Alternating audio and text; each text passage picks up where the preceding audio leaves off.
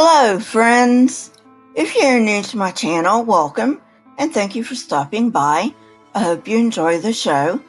For those of you who are returning, welcome back, and thank you for the patronage. I deeply appreciate it.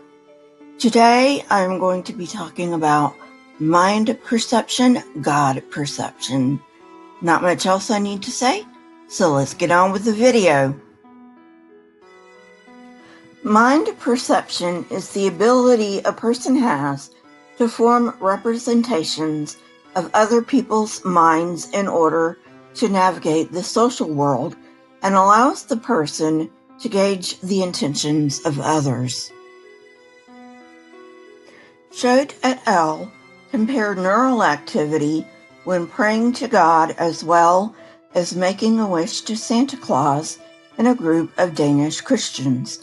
They consistently found that praying to God activated brain regions linked to mind perception. Simply put, believers experience praying to God as comparable to exchanges between two real human beings.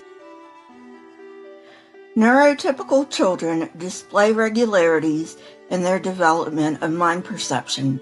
Neurotypical just means that there are no brain abnormalities within the child. Scientists use this term instead of the fuzzy term normal.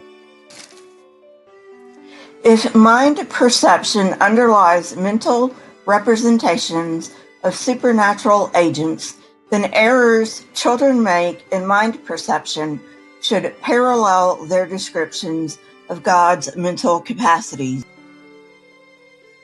Lane, Wellman, and Evans designed an experiment to examine this link.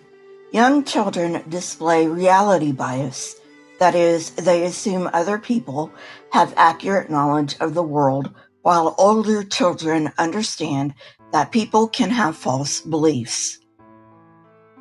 The experiment consisted of showing the children a container that should contain one type of item, that is, a crayon box should contain crayons.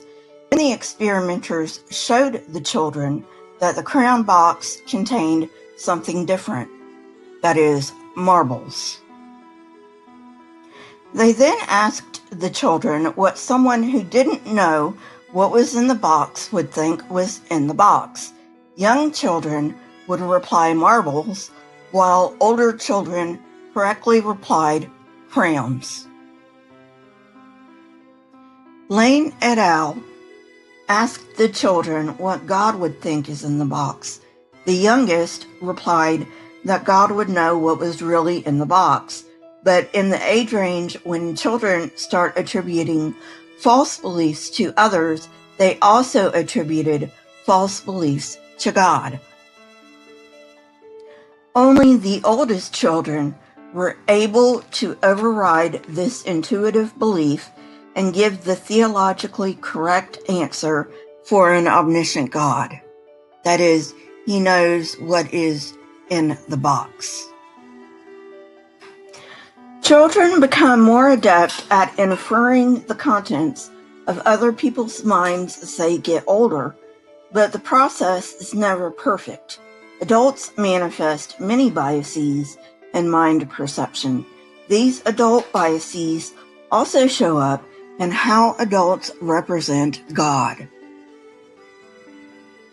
Adults tend to think that others hold similar beliefs to their own. This egocentric bias can only be overcome by additional processing. Therefore, adults should tend toward egocentric bias when pondering God's beliefs. Converging evidence suggests this is true. People generally report God's opinions on issues like abortion parallel their own views. When people's beliefs were experimentally manipulated, corresponding changes occurred in how they viewed God's belief. Finally, Epley et al. Compared brain activation when participants thought about their own beliefs and when they thought about God's beliefs. There was no difference.